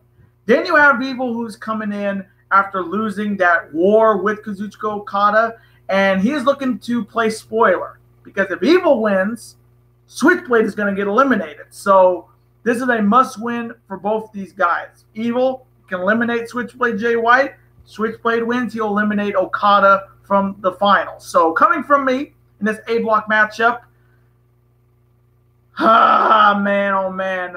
Because I need Okada to make it to the finals, and being the main event is Tanahashi Okada, they would not have that match not mean anything. So coming from me in this matchup, as good as Switchblade has been in the G1, his G1 finals dream ends in this match on Friday. I am taking Evil to defeat Switchblade Jay White. Now, before the next matchup, couple comments. Phil Roberts, hey, I got to go. I will catch you on the next live stream. Too sweet. I'm out, and I do agree on that. Omega's injured beyond repair, but like the Terminator, we will rise. Okay, Philip, I hope you do have a great rest of your day. Thanks for being on the stream. Of course, Too Sweet. And, hey, you never know. Terminators do rise. Rise of the Terminator. But, yeah, don't be – again, he is injured beyond repair, but, again, he's been injured throughout this whole G1, and he's still getting huge wins. But again, thanks, Phillips, for being on the stream again. Thanks for being on. Thanks for being part of the Dangerous Alliance as always. Another one from Kane Gaming. I think Evil is going to win because it would be weird if Okada is already out for his match against. Yeah, exactly. And that is the main event. You have a main event with two guys who are still in it. In points wise, and then you have something outside of the main event cost one of the guys a shot at the finals. It doesn't work. It really does not work. And I absolutely agree with you, Kane. Evil has to win this matchup because I think Evil can out-cheat Switchblade Jay White. I mean, yes, Switchblade Jay White tried to out-cheat Minoru Suzuki, and that didn't work. Evil has done some underhanded tactics, especially with steel chairs, and that's kind of been the weapon of Switchblade's choice. He's been using it, but just do not count out Evil, because Evil's definitely going to need a rebound win after his loss to Kazuchika Okada. So, again, I definitely agree with you, Kane Gaiman. Sparky, I agree also, everything is evil. Well, yeah, because everything is evil. All of it and everything is evil. But, yes, Evil has to win that match. He has to win that match on Friday to eliminate Jay White and keep Tanahashi's spot in the finals almost secure. And now the next matchup, it is another big-time one-on-one battle between, on one side, representing Chaos. He has really done nothing in this tournament other than 4 wins in the tournament so far. He is Headhunter Yoshihashi, and his opponent is easily the most underrated wrestler in the G1, and he's having one hell of a G1 in his debut. He is Hangman Adam Page, or Pagey, if you will. Now, starting off with Yoshihashi, he's coming off a DQ win over Fale. Well, what else is new? But he's having a bad G1, and he's only got one big victory against Michael Elgin. Maybe the only big win in his in this G1, and really all of the last 2 years. I know he beat Kenny Omega in the G1, and since then he hasn't really got a big win. But that was Yoshihashi's biggest win. But I'm going to just say right now, Yoshihashi better not be in next year's G1, because there were a lot of other people that could have been in that position. There could have been Lord Taichi, who I think should have been in the G1 this year. If he's the newest heavyweight, you put him in. You could have put in David Finlay, who's going to be definitely looks like he's going to be facing Hanare in the Block C finals, but that could definitely change. You could have put him in, who actually had a title opportunity this year, unlike Yoshihashi. You could have put in an outsider like maybe Cody, but I doubt Cody would even do it. You could have put in Beretta. You could have even put in Trent Beretta into this G1. I know he just came back a couple of weeks ago. You could have put in Beretta in that, or like they did with Chucky T. Put Beretta in this year. But again, Yoshihashi better not be in this G1 next year. He better not be. And honestly, he needs a change. Yoshihashi, I don't know if you guys would agree with me, Kane and Sparky, but Yoshihashi needs to change. He needs to either leave Chaos, get a new attitude, maybe go heel, maybe go on excursion, but Yoshihashi needs a drastic change because the gimmick he's got, the underdog that wins but doesn't at all likely ever, he needs a new identity. I mean, he needs the switchblade treatment. He needs something just drastic, very drastic. Then you have Hangman Page, who's coming off easily the biggest win of his young career, defeating Minoru Suzuki, the former never openweight and Intercontinental Champion. That was maybe a tipping point for Hangman Page. Yes, he beat Makabe, but he beat Minoru Suzuki. He beat the sadist, the torture master, the king. He beat him. He beat him with the right to passage, dropped him on his head. And I'm going to just say right now, Hangman Page, when he comes back to the United States, if he does, he needs to be in that Ring of Honor world title opportunity and a TV shot. And I know he's in the International Cup at Honor Reunited, which, again, I did make my predictions a couple days ago, and I picked Christopher Daniels to win that tournament. It's either him or Joe Hendry. But Hangman Adam Page better be in that world title picture before the end of the year. Either the world title picture or the television title picture, because he has earned a lot of New Japan's respect, especially from the fans. They were chanting his name, and he deserves a one-on-one opportunity at one of those belts, or even a New Japan belt. He can challenge any of the champions right now in Ring of Honor or New Japan Pro Wrestling because he's definitely deserved it. So coming from me in this matchup, I'm going to take, you already know, I'm going with the Hangman. Hangman Adam Page to defeat Yoshihashi. Okay, let's get back to the comments. From Kane Gaming, Yoshihashi needs to join Suzuki Gun or maybe LIJ. He needs to get out of Chaos because I'm done with the headhunter gimmick. I'm done with him being in the G1 when there's like a ton of guys that should have been in it. Like I said, Lord Taichi should have been in it. David Finlay, who actually had a main event match this year against Switchblade. Where was Yoshihashi? In the back, curtain, jerking the curtain? Like, he has to go somewhere. He can Suzuki Gun would be interesting, but Suzuki Gun is more of a bully, you know, with KES and Iizuka and Taichi and Desperado and Kanemaru and Zack Sabre Jr. and Suzuki. So I don't think he'll be part of Suzuki Gun because I don't think he has that killer instinct. Los Ingobernables de Japón, on the other hand, maybe, but honestly, it's hard to see where would you put Yoshihashi in any of the groups. You can't put him in Bullet Club or Bullet Club Elite. You can't put him in the Firing Squad. Suzuki Gun would make him maybe a little bit more interesting, and LIJ would make him a little bit more interesting. But I don't know where you put him, honestly. I really don't know where you put him. You either put him with maybe Taguchi Japan or just New Japan Pro Wrestling in general, but he needs to get out of Chaos or maybe go on an excursion. Go to maybe like Ring of Honor, get a new identity, then come back stronger, better, and actually maybe more talented than ever. But him with Suzuki Gun would be good. LIJ would be good, but I think he needs to go on excursion. He needs to get out of New Japan and go maybe to like smaller shows like Ring of Honor or what Tomoyuki Oka. If you've seen him and Rev Pro, he's got like he's got a new character. He definitely needs to do that. Number from Sparky, I could say they could have Chase Owens, but he would do the same with Yoshihashi. Yeah, you need somebody that had a pretty solid run in the heavyweights division. You could have put in Trent Beretta, which would have been a very interesting move. You could have put in Lord Taichi, who I think Taichi should have been in this year's G1 if he's the newest heavyweight, and he actually challenged for the never openweight title 2 months earlier at Dominion. You could have put in David Finlay. Like I said, he had a main event match. Yoshihashi didn't even have a main event this year or the year after.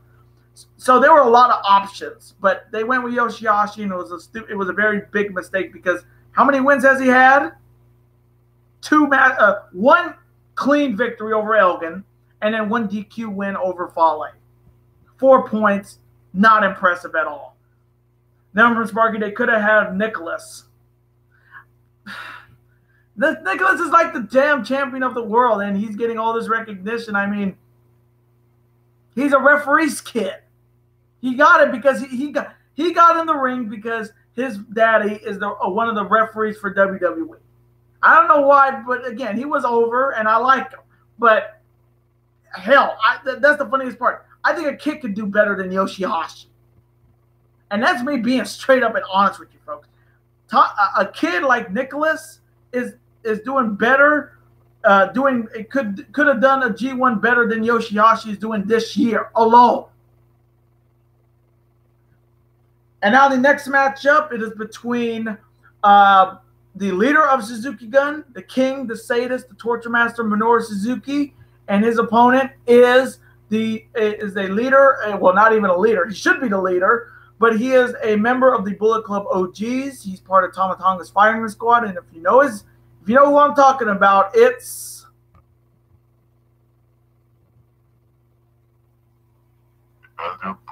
and that would be Bad Luck Fale. Now, Fale, we all seen what Fale's style is. He doesn't really need the wins. He's just trying to make a point. He's interfered in almost every match in Block A, in his own block, and in B block to help Tama Tonga win one match. But Fale's definitely been a disappointment. I mean, he's looked good in the ring, but he just doesn't care anymore. Then you have Suzuki, who's coming off his loss to Hangman Page, and you already know. If you saw that backstage interview after that match against against Hangman Page, you saw how pissed he is. He is going to come in pissed, and a pissed Suzuki is the best Suzuki. When Suzuki is modern day pissed, he is going to damn near hurt somebody. He's going to hurt those young lions, which is no problem. I have no problem with him beating the hell out of young lions and any opponent he has to go against, because Fale may be the underboss, but you're going against a man who can just tear you to ribbons with submissions. And I don't know if he'll hit that GSP, that God style pile driver, but it can happen. So coming from me in this A block matchup, I just know there's going to be some interference with Suzuki Gun and the BCOGs, but I'm going to go with Minoru Suzuki to defeat Bad Luck Fale. Now, before I get to the main event, I do want to thank you guys so very much for showing up on the stream today. Again, if you have not hit that like button yet, definitely super kick it, kamigoe it, do whatever you have to do to show your support. And as always, if you're new to the channel, welcome to the Dangerous Alliance. And if you're not part of the Dangerous Alliance yet, what are you waiting for? Hit that subscribe button. Definitely hit that notification bell, because there's gonna be a lot of videos coming up going into the last half of the year, especially if you're a football fan like myself. We're going to be doing Week 1 NFL predictions. College football predictions are going to be, Week 1 picks are going to be up in 2 weeks. We got New Japan shows we're going to be doing, Ring of Honor, WWE, all of that in the month of September. So definitely don't forget to hit that notification bell if you're subscribed to me. If you're not, again, super kick that subscribe button, and definitely hit that notification bell to keep you updated on what's coming up on the channel, especially with upcoming streams. Now, I don't know if I'm going to be doing streams every day, but when it comes to this channel, when it comes to streams, expect the unexpected, because I always, if I have a lot of time on my hands, I like to hang out with you guys, answer some of your questions, do these kind of previews and picks for you guys. So when it comes to streams on my channel, expect the unexpected, because I could be streaming tomorrow or the next day. Just expect the unexpected. But again, thank you guys so very much for showing up on the stream today. And now the main event, the match I have been waiting for, and I know you guys have been waiting for it as well. It is the rivalry once again renewed in the G1. And on one side, he is leading Block A in points, and he is with a win away from making it to the G1 finals. And if you know his old music, and I know you guys do, you know who I'm talking about.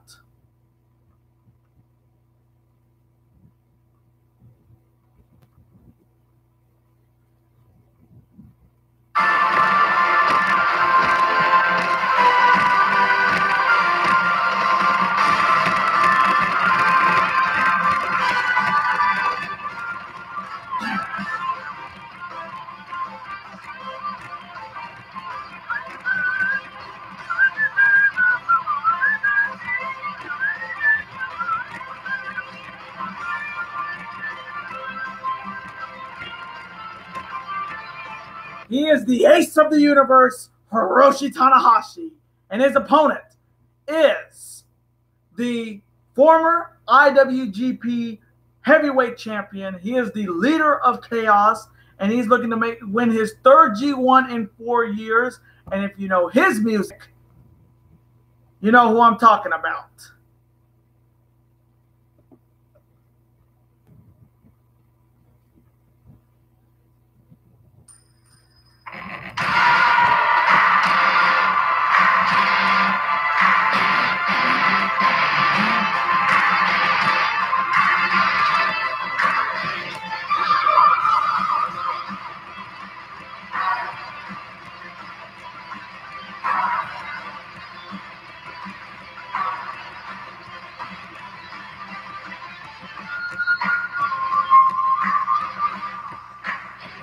He is the Rainmaker, Kazuchika Okada. Now, I think this is the, 13th meeting between these two one-on-one. Their record, Okada leads it 5-4-2. And their 2 draws happened here in the G1 Climax. Now, this is going to be a classic. These two have never disappointed. Their matchup at Wrestling Dontaku this year was great.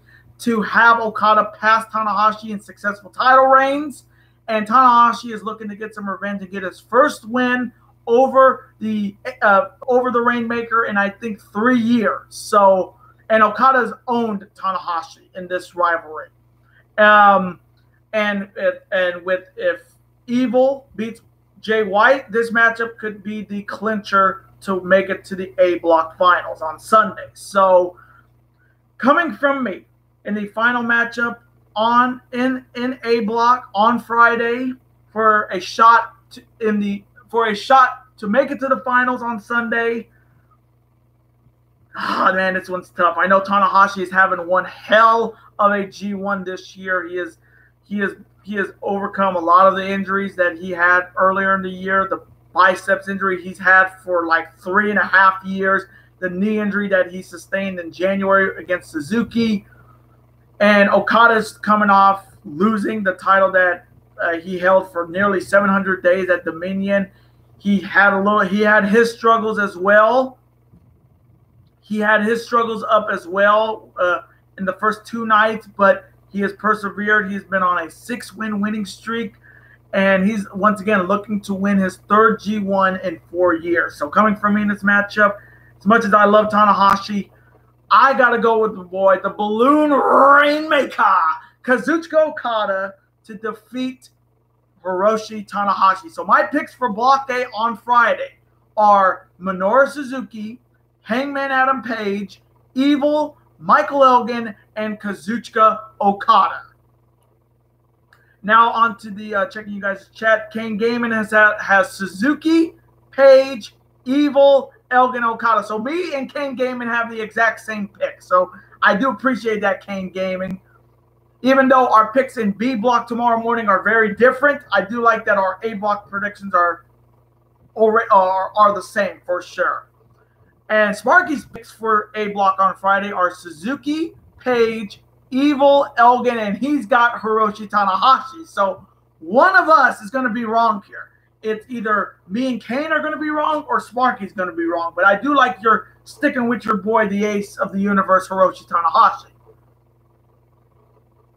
Another one from Sparky, also Tamatonga Strike on Instagram again. He posted a photo when he beat Ishii with a chair, and someone said, maybe focus on winning more. And Tama replies, wins? LOL, no, I am busy handling chair shots. He is so good on social media. He is absolutely a god on social media. He has roasted Roman Reigns multiple times, or I like to call him Roman the Rat. He has roasted him. He has roasted commenters like on Instagram and on Twitter, but he is killing it. He is killing it on social media, but knowing that whole confrontation with him choking a fan during night 15 of the G1, there's going to be some disciplinary actions, especially from his Twitter and his Instagram messages too. So that's also into question for New Japan. But again, he's just being what a heel is supposed to be. He has to be that heel. And he also can't, and he comes hot after he ate flame ass Doritos. Yeah, he's what a heel needs to be in wrestling. You look at all the heels in wrestling right now. Switchblade Jay White gets that heat from the fans because he cheats. Tommaso Ciampa gets that heat because he's just such a, he gets that nuclear heat. Tommaso Ciampa gets nuclear heat because that makes him a great heel. Just like Tama Tonga, he's a great heel, and sometimes he's got to push the limits sometimes, which I have no problem with. You want to be a believable heel, do something crazy. Do something out of this world that would make people say, hey, this guy's a badass. I'm going to boo the hell out of this guy. But Tama Tonga is killing it he's killing it promos wise and backstage. He kills it, and he kills it on social media, on Twitter and on Instagram. And also, by the way, we don't the injury that I heard about Aleister Black is that he tore his groin. Now, again, we do not know if he's going to be in the triple threat match at TakeOver Brooklyn 4.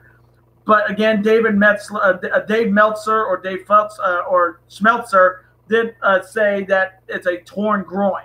So again, do we want Aleister Black in the match? Because it can happen. Because I remember Triple H tearing his groin, and he wrestled in that match at SummerSlam with those biker shorts, which are like, they're tight, but they have like a little bit more padding on the legs, which I had no problem with. I always said that was one of my favorite Triple H attires, like the biker chain look, but the biker shorts look. But I don't know if he is going to wrestle at TakeOver Chicago. I've heard some crazy rumor that Matt Riddle, the newest addition to NXT, could be part of this show and not just be part of the crowd.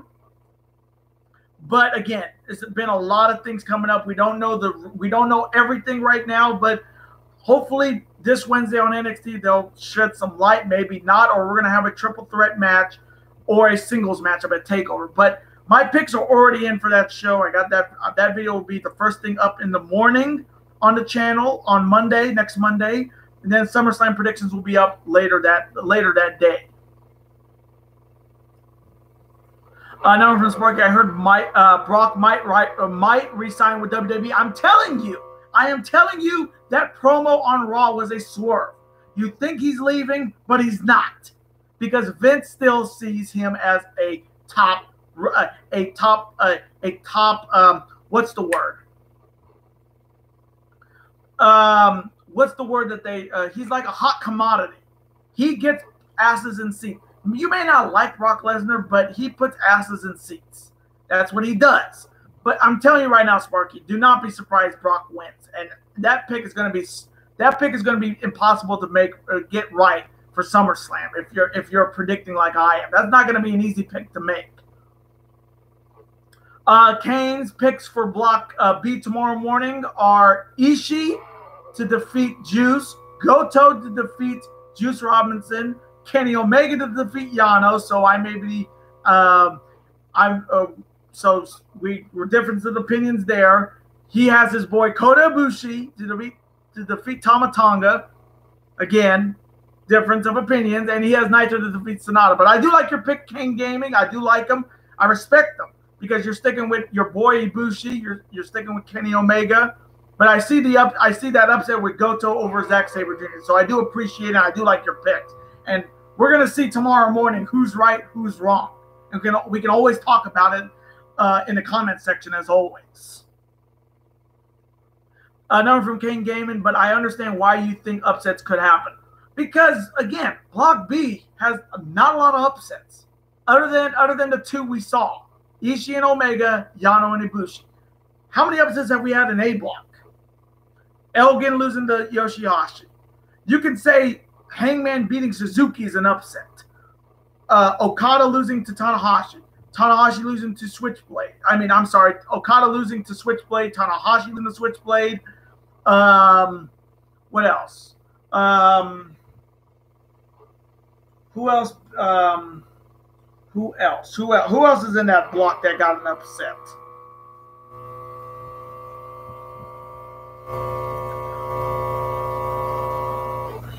Who else? There's been other ones, but you know what I mean, Kane Game. I can see upsets happening, especially tomorrow morning. Not as many upsets on Friday in A block, but B block needs some monumental upsets. And Fale beat Okada. That's right. Fale beat Okada, but I wouldn't call that an upset because as Kane would know, Fale has beaten Okada in the past in the G1. So that's not really a big upset. Upsets, I'm talking about in A block where Elgin losing to Yoshihashi, Tanahashi losing to Switchblade, Okada losing to Switchblade, Hangman beating Suzuki for sure. But that's about it. But B block needs at least 2 more upsets. At least 2 more upsets to make it a little bit more tight in B block on the final night on Saturday. But yeah, I do see a lot of upsets happening tomorrow. I really do. Even if I'm wrong, I gotta go for it because we're only 3 days left until the G1 is over. I might as well go for broke tomorrow morning. Now from Sparky, Dean Ambrose will return to SummerSlam. They teased it so much on Raw. Oh my God, so they sure did. But I don't see him. I see him coming after SummerSlam. I don't see him being at SummerSlam. He's going to come after SummerSlam, do something. But I can also see him go to SmackDown Live. I think he's going to go to SmackDown Live. He won't stay on Raw he will stay on Raw for most of the year in shit tag matches, which again, I have heard how stupid they're going to think about putting Ambrose and Rollins as a tag team against Gable and Jordan. Enough with the tag team matches with this wannabe Shield. It's done.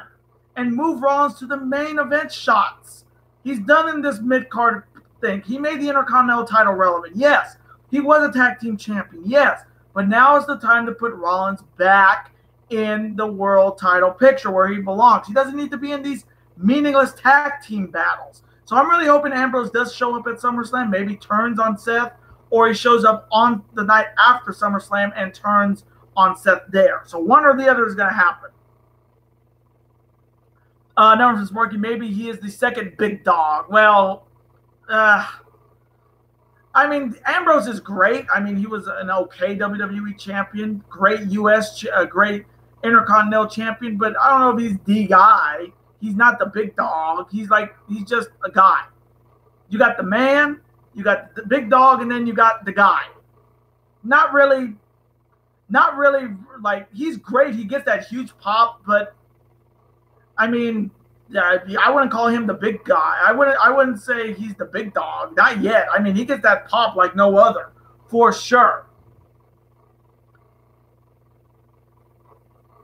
Now for Sparky Fale winning Okada, yeah, I didn't expect that either. And I know a lot of people didn't expect it, but when you have help and with Loa and Tama Tonga, and especially with a steel chair, you can win. Take it from me. A lot of people did not expect Tama Tonga to beat Tomohiro Ishii in the G1, but he found a way to win. So again, and I know Kane is listening. Don't underestimate Tama Tonga not winning that match, because if he can beat Ishii with a lot of help, you just know something is going to happen in that match tomorrow morning for sure. Give me one more second. Give me a second, guys.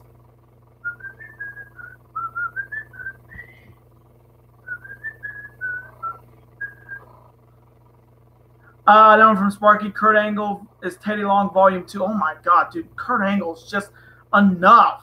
This guy, I just cannot stand Kurt Angle on Raw every week. I know the whole "you suck" thing is over, but for God's sakes, man, I'm so tired.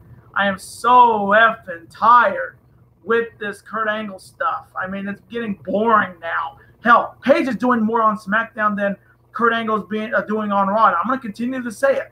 I want Austin, the GM of Monday Night Raw. I want it. I want to see it because it would work. Kurt Angle is just deer in the headlights. He doesn't know what he's doing. He needs to be back in the ring where he belongs. He doesn't need to be a GM and a yes man to Stephanie McMahon.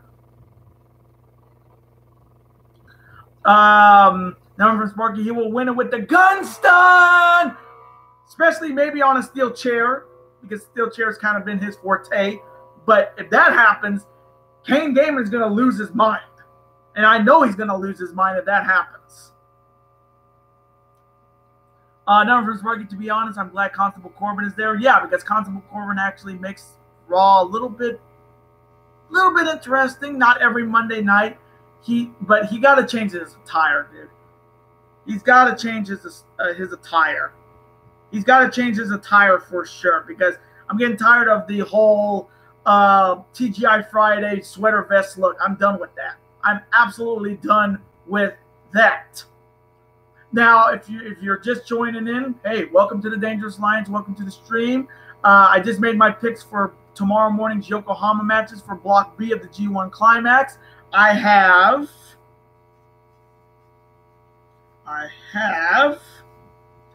Ishii to defeat Juice Robinson, Tama Tonga to upset Kota Ibushi, Hiroki Goto to upset Zack Sabre Jr., Toru Yano to upset Kenny Omega, and Naito to defeat Sanada. I also made my picks for Friday's A Block finals, and my picks in A Block, if you just joining right now, are Kazuchika Okada, Evil, Hangman Adam Page, Minoru Suzuki, and Michael Elgin. So if you are watching the G1 Climax tomorrow morning and Friday, those are my picks in those two block matches. Now from the Sparky, unless he acts like Big Cass to Finn Balor, it's getting so old. I agree. It's getting old, and I'm surprised they even are doing the third match at SummerSlam. Stupid. Just stupid. Just stupid that we're going to see that match again. But, I mean, it's look what they're doing to Finn Balor. Like, you can just tell. Look what they're doing to Finn Balor. He's a joke. He's smiling every week. He's helping Roman Reigns win on Monday.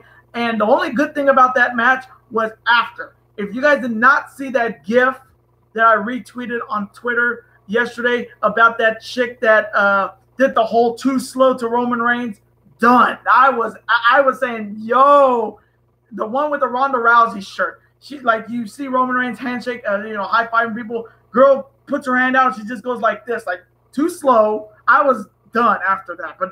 But the Corbin thing has got to end. This Corbin Balor thing needs to end. We're never going to see the Demon again. That's for sure. But the Balor Corbin thing needs to end and get Balor on SmackDown Live.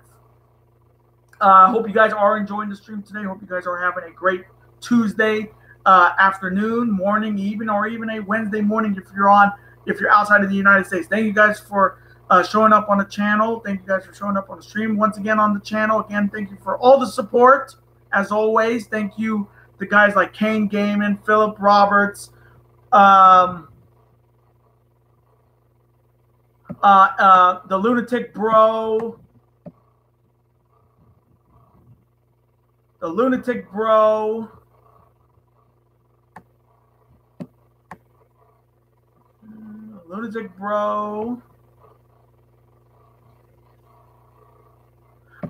Geek Funk 99. Thank you guys so very much for showing up on the stream as always. And if you're not subscribed to the channel yet, definitely hit that subscribe button, hit that notification bell to keep you updated on videos that are going to be coming up. Next week, there will be 2 videos up on the channel, my SummerSlam predictions and my TakeOver predictions. And then 2 weeks after that, I'll have my official All-In predictions and my official Week 1 college football predictions. So hopefully you guys will subscribe to the channel. Definitely hit that like button on this stream so you know what's going on. Show your love as always. And thank you guys again for all the support on the channel throughout 2018 and throughout all the years I've been throughout all the times I've been doing all the videos. So again, thank you. King Gaming, gotta go. Have a great night, guys, and enjoy the G1 tomorrow. Okay, have a great day tomorrow. Have a great day, King Gaming. Can't wait to see who's going to be right tomorrow morning, who's going to be right on Friday. But again, thank you guys. Thank you for showing up, King Gaming, as always. Showing your support for Kota Ibushi is always welcome on this channel, especially when I talk about him. So again, thanks, King Gaming, for showing up on the stream, and I'll see you tomorrow for sure. And I hope you have a great G1 tomorrow as well. No one from Sparky needs to go to SmackDown Live to get out of the Balor Club. It's for everyone. The gimmick is shit. The gimmick is shit. I get that it's about the LGBT, I can't remember what the LGBT community is. I get that. I respect it absolutely. But I mean, I don't want to continue with the scene that same Balor Club. It's for everyone. Balor Club should be like what Bullet Club is. Make it a legitimate. Don't make it PG. Make it like Balor Club. It's just too sweet or anything like that. But I definitely agree. He needs to go to SmackDown Live for sure.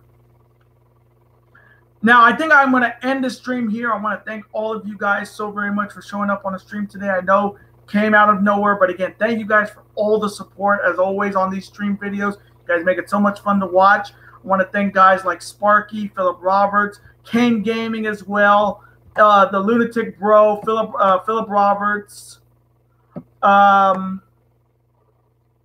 G-Funk99 for showing up on the channel, showing up on the video. But again, thank you guys so very much for watching, and I will see you guys next week for my SummerSlam predictions and my NXT TakeOver Brooklyn 4 2018 predictions. Later days, guys. Have a great rest of your day, and peace.